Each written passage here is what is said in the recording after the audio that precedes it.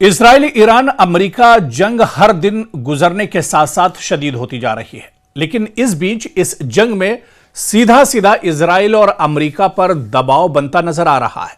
दरअसल इस जंग को अगर उठाकर देखा जाए तो अभी तक इस जंग में ईरान का बहुत ज्यादा नुकसान हुआ, जो दरअसल सच्चाई है। लेकिन जिस तरह से दबाव की बात की जाए तो इजराइल और अमेरिका पर नफसियाती दबाव बहुत ज्यादा है, क्योंकि अमेरिका में दबाव की अगर बात करें और जिस तरह से अब एक महीना गुजरने के बाद जंग की सूरत हाल जितनी शदीद होती जा रही है, जिस तरह से ईरान डट कर इस जंग को एक तरह से लड़ रहा है, जंग में पूरी मजबूती के साथ ईरान डटा हुआ है। ऐसे में अमेरिका के अंदर अभी सब कुछ ठीक ठाक नहीं लग रहा है। अमेरिका से जिस तरह की खबरें आ रही हैं, यहां पर कई बड़े जो अफसर हैं, कई बड़े जो अधिकारी हैं, उन्हें उनके ओहदे से फौरन हटा दिया गया है। चाहे आर्मी चीफ की बात की जाए, चाहे FBI डायरेक्टर की बात की जाए, या इसी तरह से अटॉर्नी जनरल की बात की जाए, कई बड़े ओहदों से अमेरिका में जो अधिकारी हैं, जो ट्रंप टीम का हिस्सा थे, दरअसल जो ट्रंप के बहुत करीबी माने जाते थे, उन्हें फौरन उनके ओहदों से हटा दिया गया है। और माहिरीन यही कह रहे हैं कि दरअसल इस जंग को लेकर डोनाल्ड ट्रंप पर बहुत ज्यादा प्रेशर है, अमेरिका पर बहुत ज्यादा अब प्रेशर बढ़ता जा रहा है। ऐसे में अब कहीं ना कहीं तमाम चीजें निकलकर सामने आ रही हैं और अब यह जाहिर करता है कि अमेरिका में सब कुछ ठीक ठाक नहीं चल रहा है, या अमेरिका प्रशासन या डोनाल्ड ट्रंप इंतजामिया की बात की जाए, इसके अंदर एक तरह से एक खलबली सी मची हुई है। और यह जाहिर करता है कि डोनाल्ड ट्रंप इंतजामिया में सब कुछ ठीक ठाक नहीं चल रहा है। इसी वजह से कई बड़े ओहदों से कई बड़े जो अधिकारी हैं, बड़े जो अफसरान हैं, जो कर्नल और जनरल हैं, उन्हें उनके ओहदों से एक तरह से हटा दिया गया है। हालांकि माहिरीन इसे दूसरे नजरिए से भी देखते हैं और वो ये बताते हैं कि शायद डोनाल्ड ट्रंप अब इस जंग को लेकर कुछ दूसरी बड़ी प्लानिंग कर रहे हैं, कुछ और रोड मैप एक तरह से तैयार कर रहे हैं। इस वजह से जो बड़े ओहदों पर जो बड़े चेहरे हैं या जो बड़े अफसरान हैं, उनको दरअसल एक तरह से उनकी जिम्मेदारियों से बरी कर दिया गया, हटा दिया गया है। हालांकि अगर पहली नजर में देखिए तो जब से जंग शुरू हुई थी, यही बड़े नाम दरअसल अपने ओहदों पर फाइज थे और अपनी जिम्मेदारियां निभा रहे थे। लेकिन एक महीने की जंग गुजरने के बाद जहां पर अमेरिका पूरी तरह से दबाव में है, डोनाल्ड ट्रंप पर नफसियाती दबाव साफ तौर पर देखा जा सकता है। और जब भी डोनाल्ड ट्रंप प्रेस कॉन्फ्रेंस कर रहे हैं, जब भी डोनाल्ड ट्रंप मीडिया के सामने आ रहे हैं, उस वक्त उनका जो बॉडी लैंग्वेज है वो ये साफ तौर से बताता है कि कहीं ना कहीं अमेरिका दबाव में है, डोनाल्ड ट्रंप एक तरह से दबाव में है इस जंग को लेकर। और इसी वजह से ये बड़े फैसले और बड़े कदम अब अमेरिका को उठाने पड़ रहे हैं।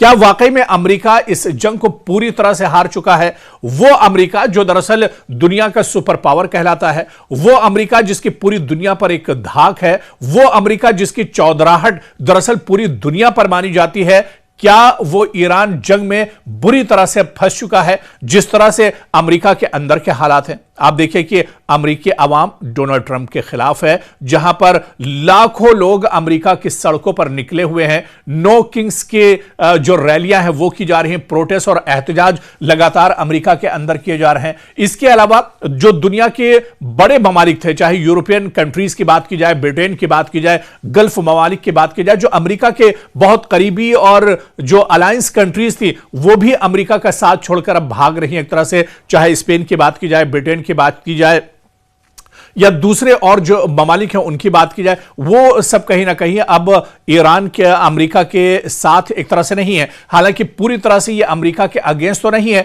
लेकिन अमेरिका के साथ भी नहीं है। और इसी वजह से डोनाल्ड ट्रंप पर एक नफसियाती दबाव एक तरह से बढ़ता जा रहा है। तो ऐसे में माहिरीन यही मानकर चल रहे हैं कि अमेरिका इस जंग में बुरी तरह से फंस चुका है। आप देखिए कि डोनाल्ड ट्रंप कोई हतमी फैसला नहीं ले पा रहे हैं, किसी नतीजे पर इस जंग को लेकर नहीं पहुंच पा रहे हैं। कभी वो कहते हैं कि जंग में और ज्यादा तेजी लाई जाएगी, कभी वो कहते हैं कि जमीन पर अमेरिकी फौजी उतारे जाएंगे, कभी वो कहते हैं कि यह जंग बहुत जल्द एक तरह से खत्म हो जाएगी, कभी उनकी तरफ से यह बयान आता है कि यह जंग लंबी भी चल सकती है। तो दरअसल डोनाल्ड ट्रंप अब पूरी तरह से कंफ्यूजन के शिकार हैं। नफ्सियाती दबाव उनके ऊपर पूरे तौर से देखा जा रहा है और यही वजह है कि अमेरिका के अंदर जो बड़े ओहदों पर जो बड़े अधिकारी हैं, अब उनके न सिर्फ तबादले हो रहे हैं बल्कि उनको ओहदों से एक तरह से हटाया भी जा रहा है। एफबीआई डायरेक्टर को उनके ओहदे से हटा दिया गया, इस्तीफा देना पड़ा है।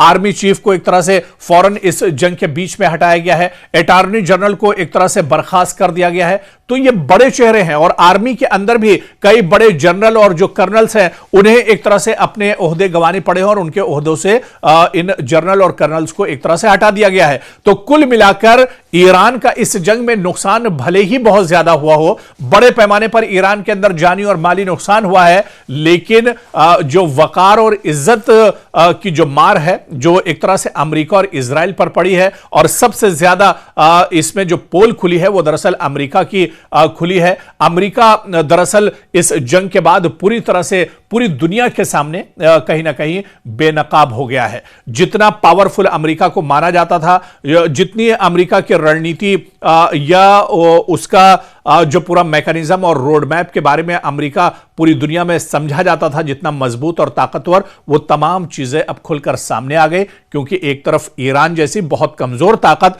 और दूसरी तरफ सुपर पावर, यानी कोई मुकाबला अमेरिका के सामने ईरान का नहीं था, फिर भी ईरान ने पूरी मजबूती के साथ जंग लड़ी है।